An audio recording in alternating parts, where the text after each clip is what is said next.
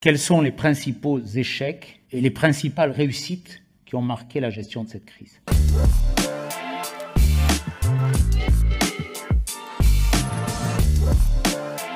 Le pays est traversé par quelque chose d'assez puissant. Est-ce que si nous avions eu beaucoup de masques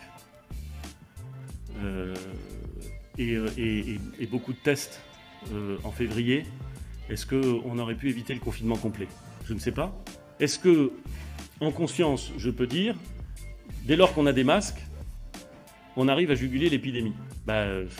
Ça m'a l'air plus compliqué que ça.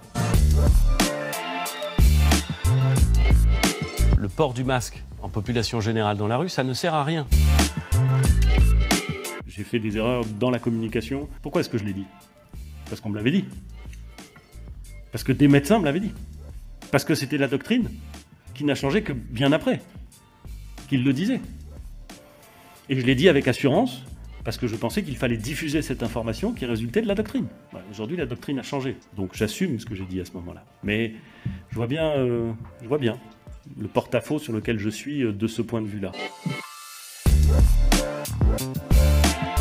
Nous avons considéré que les élections auraient lieu, le premier tour des élections, parce qu'il n'y a pas de consensus politique et parce qu'il n'y a pas de consensus scientifique, aurait lieu le dimanche.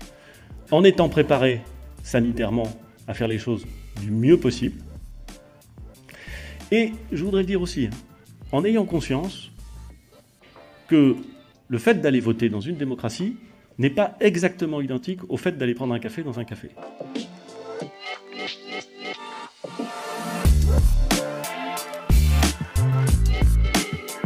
Comment est-ce qu'on gère une crise sanitaire avec des échelons de décision qui sont très dispersés, quand vous avez immédiatement le risque pénal sur le dos. Si vous voulez faire en sorte que les échelons administratifs ou politiques soient moins réactifs, faites en sorte qu'à chaque élément de décision ou de jour passé, il y ait un risque pénal associé.